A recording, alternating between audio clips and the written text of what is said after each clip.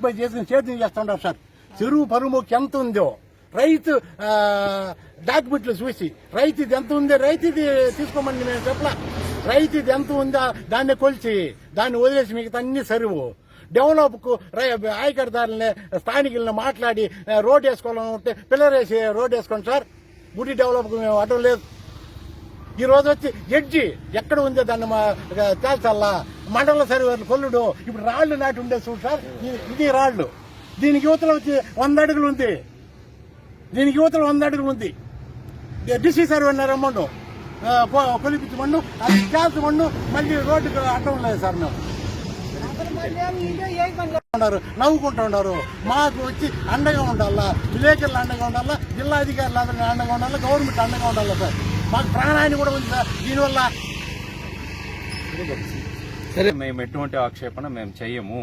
నీరు నిలిచే చోట ఇప్పటికే ఆక్రమణకు గురైంది. ఆక్రమణలు మొత్తం తొలగించి మాకు ఒకే ఒక సెంటు భూమి, ఒకే ఒక మిల్లీమీటర్ భూమి వదిలినా మేము ఒప్పుకోము. ఇల్లు కట్టుకుంటే కూడా కొట్టేయండి, ఎందుకంటే అది ఏ రూల్లోనూ లేదు సార్. చెరువు రోడ్ల బ్రిడ్జి యువత రోడ్ చేస్తా ఉన్నారంటే చెరువులో ఇప్పుడు చెరువు పరుమోగిన వదిలేసి రైతులకు ఈడ వచ్చి బ్రిడ్జికి యువతల నడి రోడ్ల గుండ్లు తోలుతా ఉన్నారంటే, నడి సెర్లో రోడ్డు వేస్తా ఉన్నారంటే ఇది వచ్చి రోజు రెవెన్యూ పోతా ఉన్నారు, కలెక్టర్ గారు పోతా ఉన్నారు, అధికారులు వస్తూ ఉన్నారు, మినిస్టర్ వస్తూ ఉన్నారు, ఎమ్మెల్యే వస్తూ ఉన్నారు. ఇక్కడ రైతులకు ఇబ్బంది కలుగుతా ఉంది.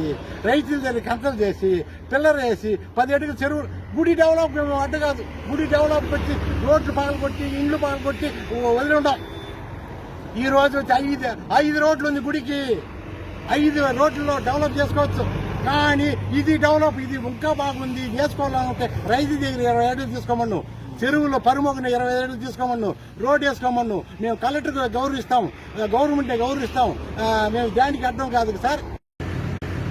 Okay okay.